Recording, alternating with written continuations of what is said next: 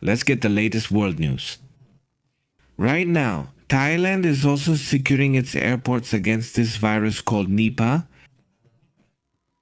Why are they doing this? Well, we have to remember that a few days ago I told you about how an outbreak emerged in India. What's the problem with an outbreak that only has 5 reported cases? The problem is that they don't know the origin. The problem is that they don't know where it started. But who was the first person to get infected? And there are 180 people who are being investigated to see if they also have symptoms. We have to remember that this virus has up to a 75% fatality rate. Because of this, Thailand is acting to protect itself in this situation. Maybe the measures may sound extreme, but it's necessary to stop this situation before it becomes a problem. It's better to learn from the past and understand when there's a risky situation and simply accept the consequences. Being at risk is risk and it affects more. And here is India. Here we are looking at India. And well, given the huge connection it has with Asia, yes, Thailand is already the first country. As far as we know, that's taking these extraordinary measures. And let's be clear, they're not direct neighbors, although they're connected by the ocean and by flights. The extreme controls would have been triggered by the resurgence of Nipah, the Nipah virus, this in India, and it's because it has been detected in different people. And now, the government of Thailand activated a health emergency protocol in its main airports. for example, Taomeng and also Sabarabumi. This is because the case was detected in West Bengal, in the region of West Bengal. The Nipah virus is considered by the World Health Organization as a top priority pathogen, which can kill, depending on the outbreak, between 40 and 75% of those who have it. Its progression is also rapid. The fever can turn into deadly encephalitis. There's no cure or vaccine, only symptom treatment is possible. It starts as a fever, but could become complicated. I'm sure they'll report it. All passengers arriving in risk areas can fill out a health alert card. In Thailand, they report if they've had contact with bats, fruit vendors, pigs, or infected people as well, or contaminated food. The virus has an incubation period of up to 21 days, and that's a problem because it takes 21 days for the symptoms to appear. Authorities request you report anyone with fever, severe headache, confusion, seizures, or serious breathing problems. These symptoms could be early signs of a Nipah infection. This is what they are asking for in Thailand. Nipah is transmitted through fruit bats, mainly through eating contaminated food like palm sap or direct contact with infected people. Previous outbreaks occurred in Kerala some time ago, in 2018 and 2021. But now, with its reappearance in 2026, they have raised alarms in Thailand, across Asia, and at the World Health Organization. The Department of Disease Control in Thailand keeps its emergency hotline active 24 hours a day, 7 days a week to report symptoms or exposure related to this situation. Given the situation, the authorities are focusing on early detection and the immediate isolation of anyone who might have this problem. Ultimately, we live on a large planet with a huge population, so the risk of epidemics or pandemics is always present. Aren't there people who are very cautious or easily scared about things like this?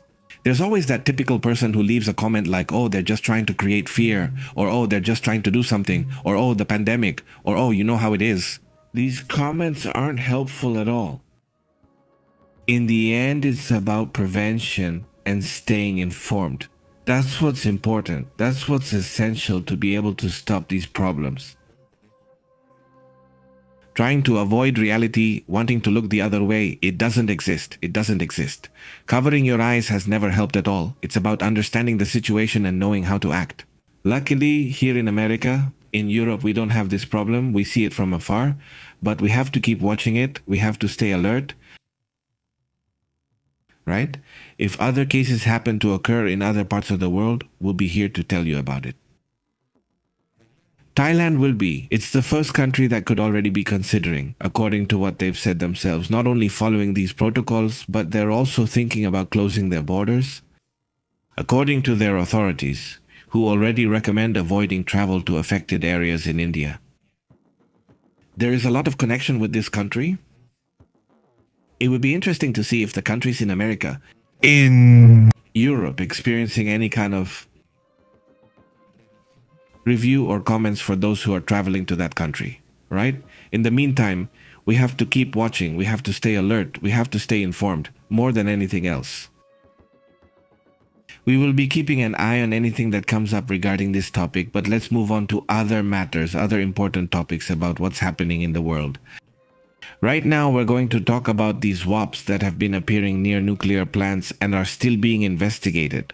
To try to understand what's happening in these kinds of cases, we're going to talk about that situation right now. So, let's move on to other matters, other important topics as well.